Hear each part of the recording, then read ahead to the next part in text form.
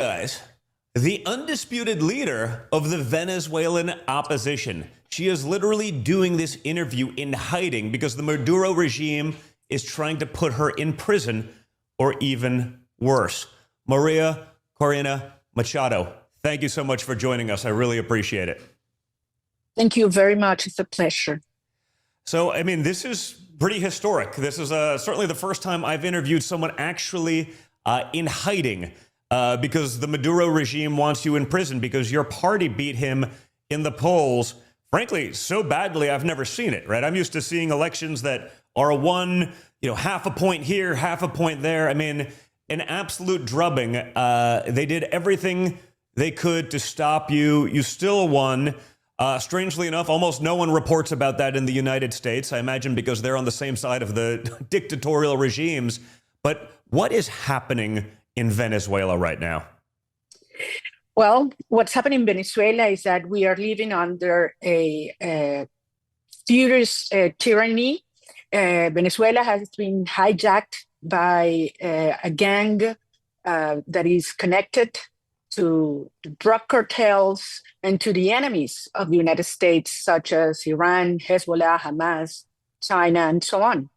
Maduro has taken over by force, even though, as you said, it was a landslide victory. We humiliated the regime under their own extreme unfair conditions, and he took out all the facades. So the reality is we are facing a criminal system. This is not a political crisis. This has to be addressed as a law enforcement dynamic. But we have a huge opportunity to transform Venezuela in front of us because the regime is weaker than ever done. Yeah, it seems like it. I always say for us here in America, obviously what you've gone through is an even more extreme version. But, you were on a no-fly list. They did that to Tulsi Gabbard, who's now in the cabinet. Obviously, the lawfare, they've done that to myself, my father, my family, and so many Americans for so long. It got so ridiculous that it seems, finally the American people understood what was happening. They were able to see through the propaganda that I'm sure was done through, regime media, which I think is frankly quite similar here in America, and eventually the people were able to take over. What do you think can happen in Venezuela? Is that control slipping? The people are obviously understanding it based on the vote tallies, but when they don't get what they clearly voted for, how long can the regime hang on for?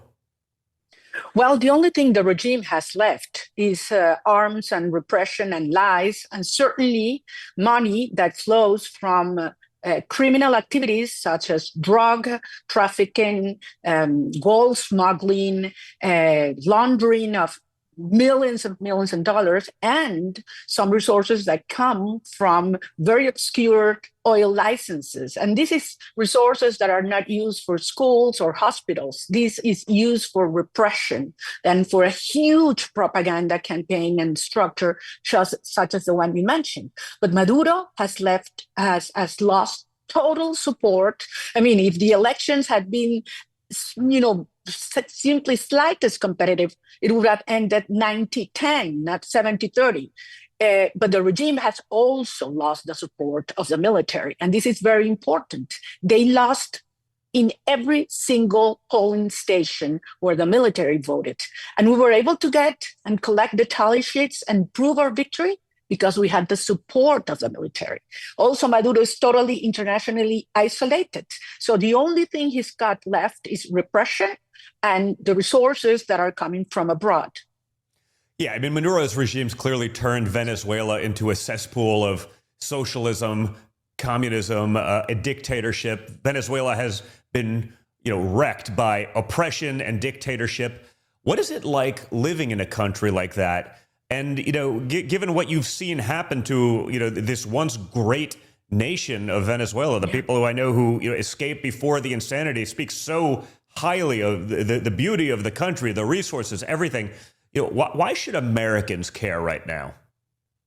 Well, first of all, Venezuela should be one of the richest, wealthiest countries in the world because of everything we have, not only oil and gas and natural resources and great lands and great talented people, but we got socialism, corrupt Chavista socialism, and it destroyed everything. And it turned Venezuela into the criminal hub of the Americas, a safe haven for all the enemies of Western democracies and the United States.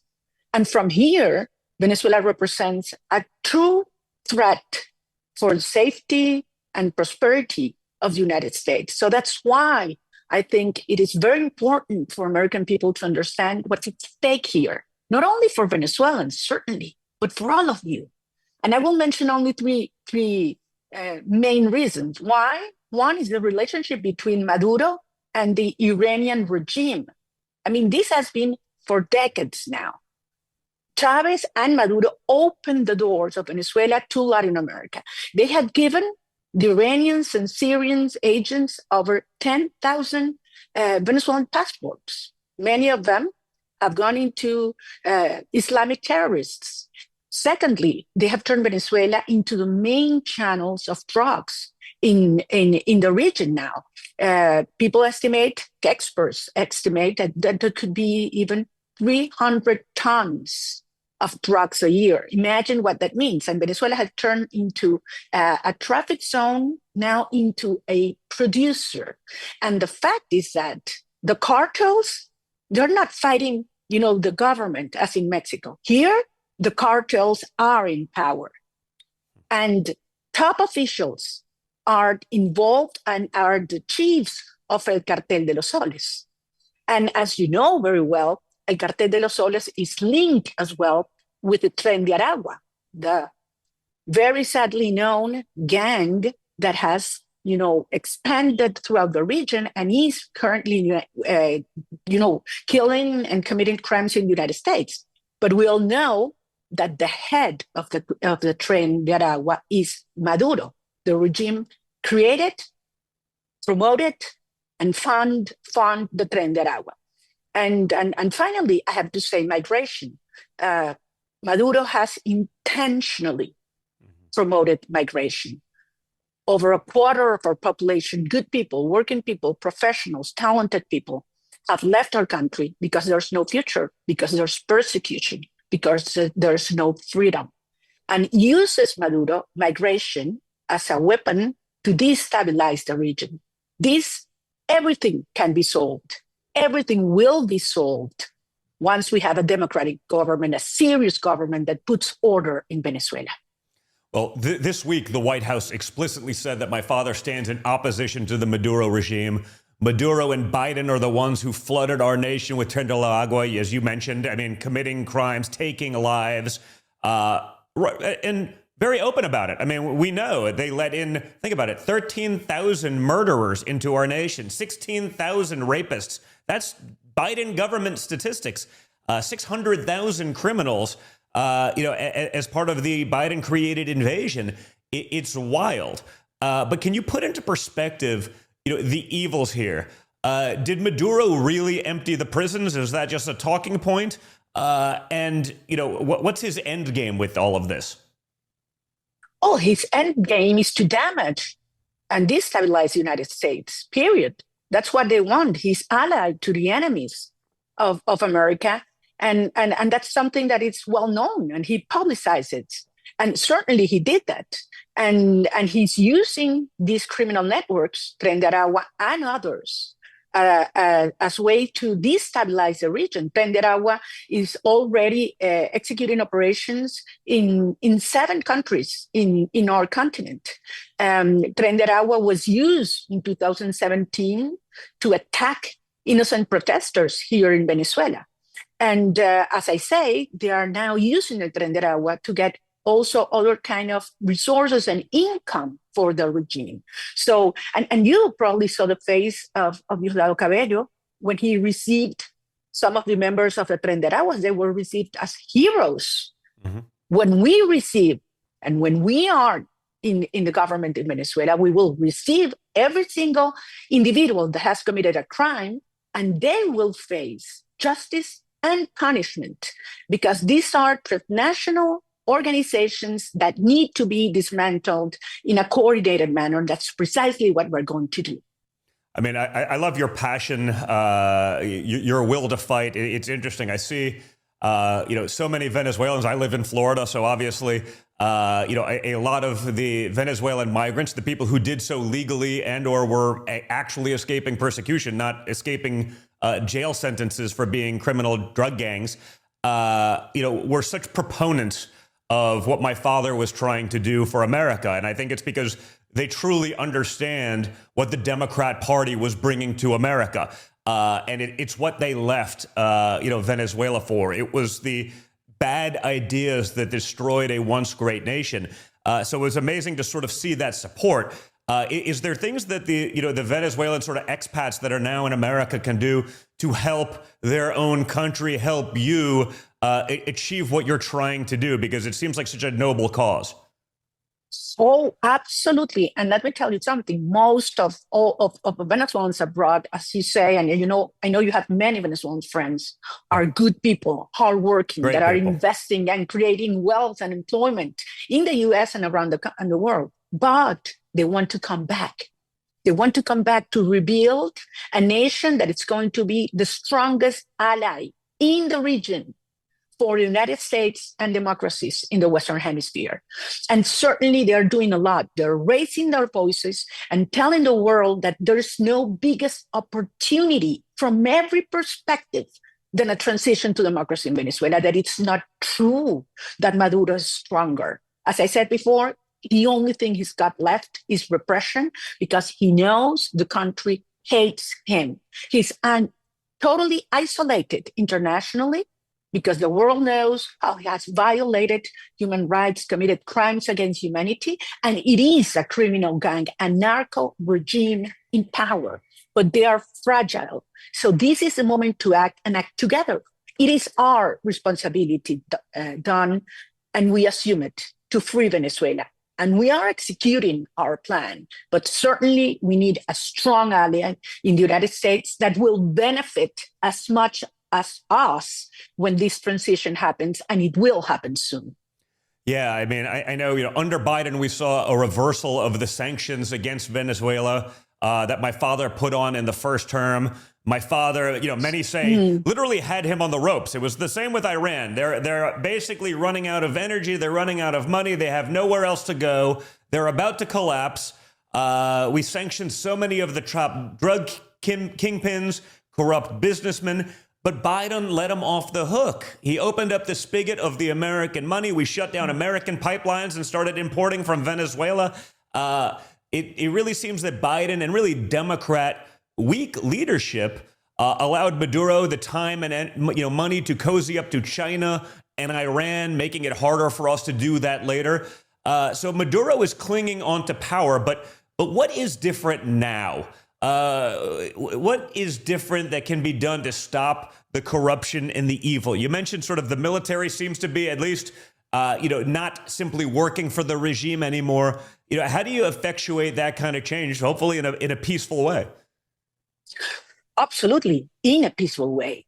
And I would say, first of all, everything's different. I'll get into that. But I mentioned the past, because even though everything you said is true, there are still people that say, oh, maximum pressure didn't work. What do you mean didn't work? Yeah, there wasn't maximum pressure. We were almost there. Yeah, we had it, and then they reversed it. Absolutely. And the fact was that Maduro was, willing to accept a negotiation because he knew it was over. But then they gave him oxygen. They gave him time. He had a chance to recover. And then he unleashed this huge repression wave against Venezuelan people when we defeated him by a landslide. And now there are still some people that are saying, no, well, perhaps we can get an arrangement with a criminal gang, a drug cartel. So what's different now? Everything's different. First of all, we won, and the world knows it. And everybody knows Maduro is absolutely abandoned and cornered by the people. Secondly, what we mentioned about the military.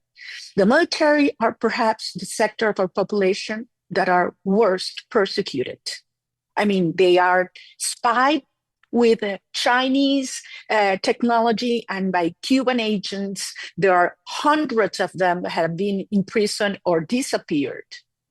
Thousands that have been persecuted because the regime knows that all the structure, middle to low, is against them, as well as the police. Third, as I mentioned also, Maduro internationally is absolutely isolated. No one is going to lend him $1. And fourth, and this is very important, there is a very strong new administration that had the correct vision on how to address a criminal structure. This is not a political actor. This is a criminal structure that should be addressed from a law enforcement approach. And that is going to work. And finally, I would say the Venezuelan people choose serious, strong leadership, and we will not let go. We will never surrender. We have a plan to get rid of Maduro. We are executing it, and we will win this battle. So, Maria, what do you say to skeptics in America who say, this is someone else's mess? Why should the U.S. taxpayer care? God knows. I've said that about Ukraine, where we're putting $250 billion into a place no one cared about prior to 3 years ago. Will U.S. taxpayers have to foot the bill to fix this mess instead of you handling it yourselves? We don't want another endless war to break out, but obviously this is a little different than Ukraine because this is right on our doorstep. I mean, quite essentially. But Americans are tired of that.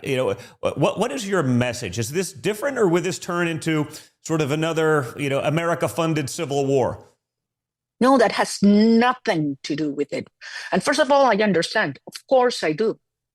The American people are tired of wars and sending your troops abroad and spending huge amounts of money very far away. I understand that perfectly. But you mentioned it. Venezuela and Caracas is 3 hours away to Florida, to Miami. Exactly the same flight in terms of hours from DC to Miami. So we are very close. And the enemies of America are here, very close, in your backyard.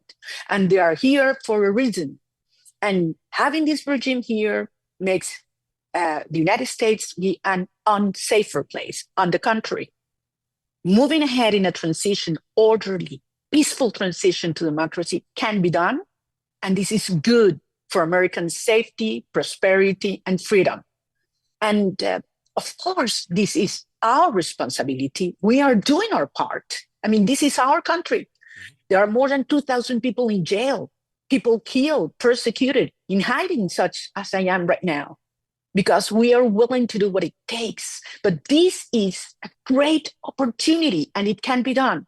And people who talk about, civil wars, they know nothing. I mean, they don't understand what's going on in Venezuela. We do not have the religious differences. We do not have racial or political or regional or social difference. I mean, this is a society united. 90% of Venezuelan society want to get rid not only of Maduro, of socialism.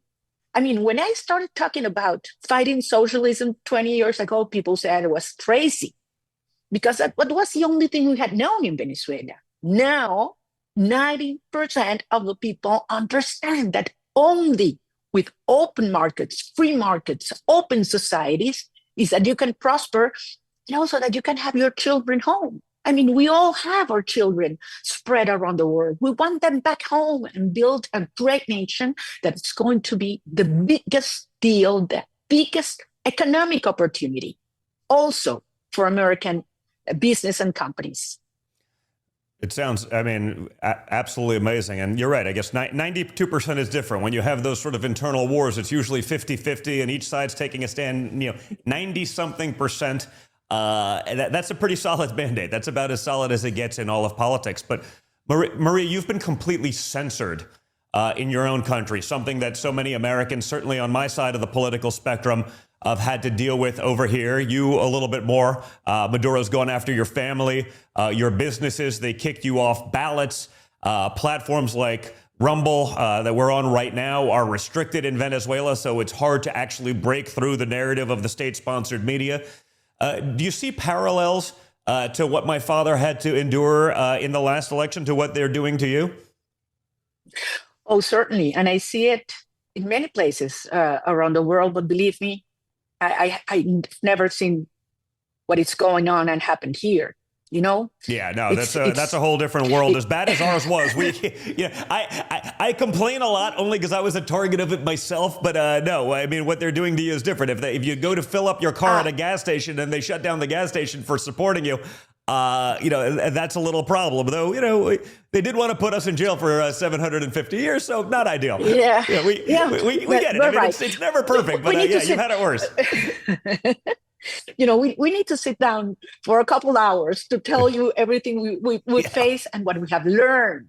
But we learned something. You can win an election without money. You can win an election without media. You know how many interviews I had on national TV or radio during my primary campaign and then the presidential campaign? 0. Not one. Not one. Journalists were threatened. If they get me to interview me, they would close the media outlet. They will persecute them. And as you said, I was banned from taking flights, local flights. I had to go with my car. If I stopped to buy food in a restaurant, they went and closed the restaurants for even tiny, humble ones, for 2 or 3 months. There's one case, I have to tell you this, in Corozopando, a very humble place. We stopped in the eastern part of Venezuela. And when we left, the equivalent of the IRS, the tax agency came and closed it. So people started calling and through the social network of the small restaurant to buy empanadas for them. Oh. And actually, in a week, they sold the equivalent of the whole year, wow. Because of what they had done to them. So people reacted towards censorship, towards persecution, and we overcame every single obstacle. But why did they did that? Oh, because Maduro simply was afraid of me. He feared me. He knew I would beat him. And actually we did it, even with somebody else, a great ambassador who accepted to take my place. So this was huge. So how do you break through that, right? The censorship, I saw it when they did it, when they threw my father off Twitter back in 2020. I dealt with it with the shadow banning and the attacks. And, for me, it worked because I already had a large platform. I was able to get on Rumble and build quickly because I had a following. So I said, hey, before they throw me off here, follow me on Telegram, hit me in these other places so you can get it. How did you break through all of that? Because that would seem to be an almost insurmountable obstacle. If you can't be, even if they covered my father, it was always negative, but he at least got coverage. And then people can decide for themselves, even through the noise, even through the bias, they still got some of it. How did you break through that you can have such a decisive victory without any actual media in a nation, especially where so much of social itself is also censored? So it's not like you had that many other avenues. How did you get that message out there? How did the people band together in such a formidable way? I would say organization. People realized what this meant. This is a new era that has already started in Venezuela. I mean, this is a social and cultural movement against socialism, against corruption, against evil, against violence, against families divided, against poverty. People want to live well, with dignity, with their own work. And so we realized that we had to create networks. And of course, we had social media. I mean, even though the regime went against them to block them, and they had internet blackouts and things like that, people find a way. So I was surprised because I reached these super tiny towns, 15 hours away that I had to go driving. And I said, well, nobody's going to show up. They don't know I'm coming. And suddenly you see hundreds and thousands of people, even to threaten. They told them that they would come to join me, they would lose their jobs, they would lose their handouts and things like that. And people went courageously. So that's why I tell you, Don, this has no way back. I mean, this is an existential fight for freedom. And you are seeing this happening around the world. And people speaks with the truth, with pride, even though, yes, we are facing horrible repression as we speak. But we're going to move forward because we know we have true allies now that understand the value that Venezuela represents for this new security approach of the Americas, of our continent. Well, it also seems you have really strong allies and leaders like Milei in Argentina, Bukele in El Salvador, Meloni in Italy, and even Elon Musk. What could a free and prosperous Venezuela mean for reshaping all of the Americas? You know, we're talking about that bolstering up American security against adversaries like China and Iran. You know, how does that look to you? What would your vision be if you were in charge? Oh, wow. This is the great part. It's and you mentioned really good friends. Javier Milei is a super good friend. Giorgia Meloni has been so supportive to us. And but imagine, you know what we're going to do? We're going to turn Venezuela from the criminal hub of the Americas into the energy hub of the Americas. That's what we're talking about. You know, forget about Saudi Arabia. Forget about the Saudis. I mean, we have more oil. I mean, infinite potential. And we're going to open markets. We're going to kick off the government from the oil sector. We are going to privatize all our industries. Venezuela has huge resources: oil, gas, minerals, land, technology. And as you said before, we have a strategic location, you know, hours from the United States. So we're going to do this right. We know what we have to do. We know the failure to solution has been, and we're going to put order. We're going to have a rule of law. It's going to be clear, transparent. It's going to be so attractive that no other country in the world is going to be competitive to what we're going to design. And American companies are in, you know, super strategic position to invest. You know, I know that some people have come to President Trump and say, well, why can we make some business with Maduro? And I say, really? So you want to be a partnership with the cartel, the drug cartel? Is that what you're proposing? But also to do what? Very little money. This is crumbs. Venezuela should be producing right now over 6 million barrels a day. It's barely a million. And who's going to invest in a country in which you have a criminal in power that any moment can change the rules or rob you? So what I'm talking is about huge opportunities done. Yeah. And this is open in a win-win relationship for our Venezuelan people and also for the American people. Well, we just have some big breaking news actually right now. My team just sent it to me. Literally just now. So we're recording this about 2 hours in advance of the show. Obviously, you're in hiding. We're trying to keep things separate from that. But so, you know, by the time this airs at 6, people may already know that. But literally just now, my father killed the Chevron license. Literally happening right now. I'm assuming that I'm just getting that. So I'm assuming that's oil and gas. So Chevron, who's an American company, was able to have the license to do this, supporting, you know, a dictatorial, illegal regime. Apparently, that's just been revoked. Your reaction? Wow, I'm just learning about it. Talking about Me too. understanding. Oh my God, wow, that's a big one. Talking about understanding what ought to be done. Maduro has to understand that President Trump is serious about behaving well, and that the criminals will be held accountable. This country, Venezuela, is going to be the brightest opportunity for investment of American companies, of good people that are going to make a lot of money, but it's going to turn also very positive, of course, for the Venezuelan people. What you just mentioned, it's a proof for me that President Trump is on the side of the Venezuelan people, of democracy and prosperity for the U.S. and for Venezuela as well. Yeah, it feels like, oil is maybe the only thing they have left under this, regime, perhaps that and the illegal drug trade.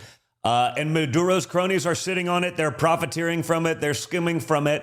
Hopefully this is something that pulls that card away from him, that he can't keep wreaking this havoc. I guess we're going to find out if he's really weak or if he's actually strong once he loses that sort of lifeline, so to speak. Believe me, Maduro is terrified with Donald Trump, terrified. And the regime is as well. They thought that, the world will turn the page on all their crimes, their liaisons with Iran, with Hezbollah, with Hamas, with the drug cartels, all the crimes that they have committed, the threats to U.S. security. They thought people would turn the page back, and that's simply not going to happen. As I mentioned, we've never had a bigger opportunity than we have right now, biggest opportunity to move ahead and make them understand that their only option is a negotiated, orderly, peaceful transition. And this, what you just told me, is exactly the path ahead. Well, we actually have my father's official statement on the revocation of the Chevron license, and it says, and I quote, "We are hereby reversing the concessions that crooked Joe Biden gave to Nicolas Maduro of Venezuela on the oil transaction agreement dated November 26, 2022. So this kills the Chevron license, correct? I mean, you think this is the opportunity that perhaps you need to get him to the table to make sure people understand that America actually means business, and that, let's just say, those concessions are no longer going to allow them just to continue this nonsense. This is a huge step, and this sends a clear, firm message that Maduro is in huge trouble, and President Trump is with the Venezuelan people, with security, freedom, prosperity, and peace for the whole region. This is huge.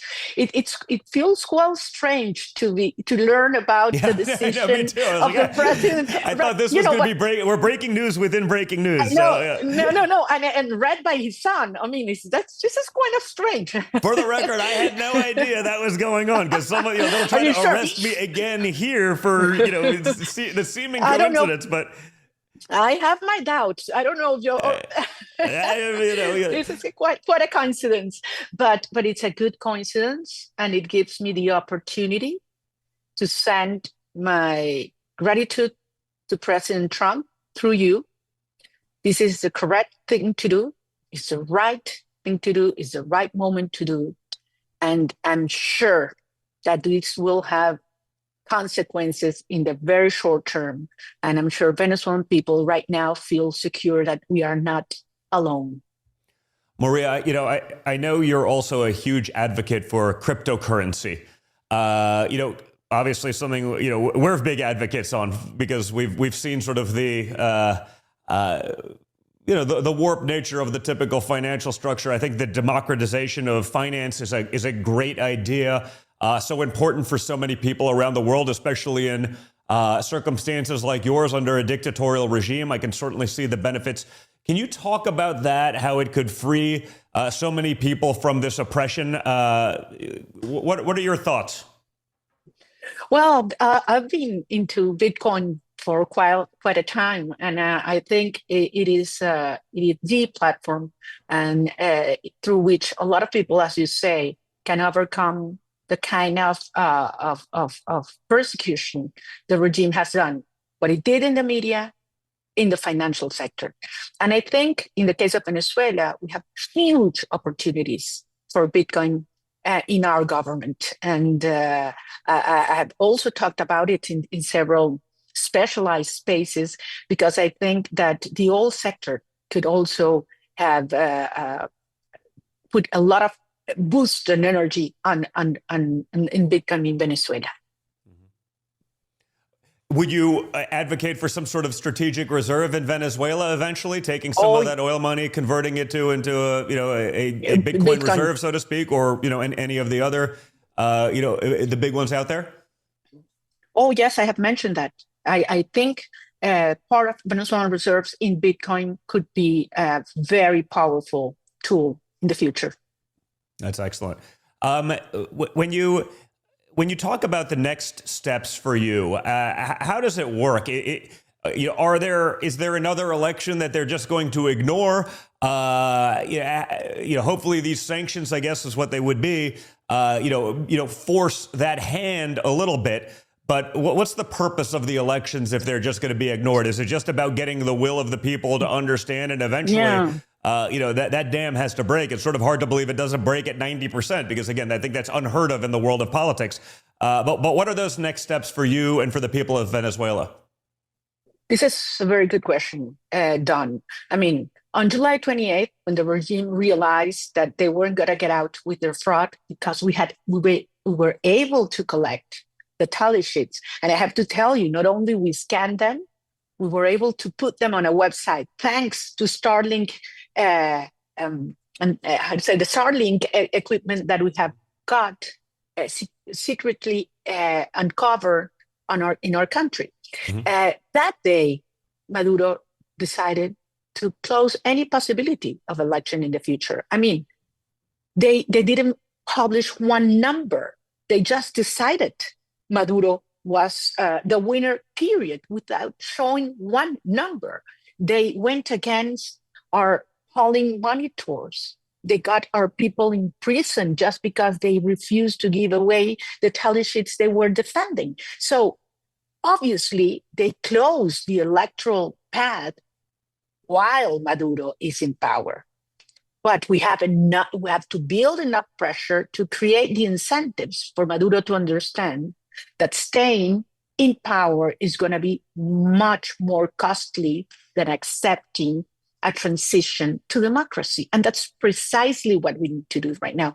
The only thing Maduro has left, as I say, is the money that right now started to be cut, and repression. Once we weaken repression and we are organizing and relaunching our civic movement, there's nothing left for him but to go, and he will have to go done. Well, yeah, no, I think you're 100% right. And for those of you who are just tuning in right now, as I said, breaking news, it's literally happening right now. The Biden-era Chevron license in Venezuela is dead. My father is just announcing this. Can you just, again, just perhaps explain how big a deal that is? Because, again, I think that it's the oil that's kept all of that afloat. I know we had other big news. Rick Grenell was just in Venezuela bringing back 6 American hostages. Maduro now claims he'll take back more deportees. Those next steps, it feels like he's definitely on the ropes. He's starting to work. What do you see as next steps, and what do you think that relationship will be like for Venezuela, perhaps yourself and the new Trump administration? Well, there are many things what you have said. I want to go through them quickly. First, for every dollar Chevron got, Maduro got $3. Wow. That's how bad it is. It's billions of dollars that he has used for repression, persecution, and corruption. That's over. That's so important. Secondly, of course, I'm aware of the task and the propose of the visit of the special envoy Richard Grenell. I spoke with him before and after his visit, and I understand he had a mission to take the hostages back home. And I have great relations, I have to say, with many members of the Trump administration. Mike Waltz has been a true champion, ally of the Venezuelan cause. Of course, he's the national security advisor. Marco Rubio, while he was a senator, he was one of the strongest voices to defend the Venezuelan cause, and Cuba and Nicaragua, because once Maduro goes, you will see Cuba and Nicaragua fall as well, and Venezuela and Latin America and the Americas will be, for the first time free of socialism and communism and tyrannies. And certainly we have great friends in Congress, such as Senator Rick Scott and the representatives Mario Diaz-Balart, Maria Elvira Salazar, Carlos Jimenez, the Speaker, Johnson. Sir Johnson is a great supporter of our cause. So we know we are surrounded by a great team that trusts Venezuela, and we trust them as well. Well, Maria, we've seen what a change in leadership can do for people of countries like El Salvador with Bukele. I mean, just what an amazing turnaround from one of the highest crime nations in the world to one of the lowest in a few years. You've seen it with Milei in Argentina, turning what seemed like just an infinite stagflation to balanced budgets. So to finish up, imagine that you're sitting with my father. What would you tell him? What's your concrete plan? How do you make the election that you won actually be acknowledged? And how do you have a peaceful transfer of power to, stop the chaos? How do you do this without turning Venezuela into another, a Libya or Iraq, which would be examples of sort of, where that went wrong and just, led to just downright instability? Well, I really look forward to that moment. I really do. And I would say, look, Mr. President, Venezuela is the biggest opportunity in this continent for you, for the American people, and for all the people in our continent, certainly for Venezuelans. And we have the plan to move forward. We're actually already executing it. The plan to get Maduro out. We assume our responsibility. We do our part here, and we have proved it so far. And we will never stop working days and night. But we need a true ally that exactly knows what to do. We don't need boots on the ground. We don't need soldiers in Venezuela. That's crazy. We don't even need resources because we have the possibility to pay for freedom and to pay for the rebuilding of our country. We have those resources. Other countries, unfortunately, do not have them. And we have this plan ready to work together for rebuilding Venezuela, opening markets, and getting, great opportunities for all the actors in business in the U.S. and in the region. And I want to be very clear regarding, these fears about what happened in Libya, as you mentioned, or Syria. Look, there is zero possibility of a civil war in Venezuela. Zero. This is a country that is united. And I tell you, even the military, even the police want this change as much as we do. And we know what to do the first day we arrive in power. We have 100-day emergency plan for every single sector. We have our teams with talented professional people, some here, many around the world that are desperate to come back and start rebuilding the nation. That is, as I say, we're going to turn it from the criminal hub of the Americas into the energy hub of the Americas, the strongest ally in security, in energy, and in democracy for the United States. That's what we are going to be, and we're going to do it together. Well, Maria Corina Machado, thank you so much. What an incredible moment in history. I just truly honor your bravery, all of the things that you're doing. I think it's a great example for so many people in the world. So thank you. I really appreciate it. I wish you all the luck. Anything I can help do to support that, make sure your voice is heard and amplified. It'd be an honor to be a tiny part of it. So keep going strong. I really look forward to seeing what you can do with your country. Thank you so much, Don. This means a lot to us. We know we can count on you, and trust us. Trust the Venezuelan people. We're going to do it right, and we will win. Don't doubt it. Thank you so much. Take care. Thank you again. Be well.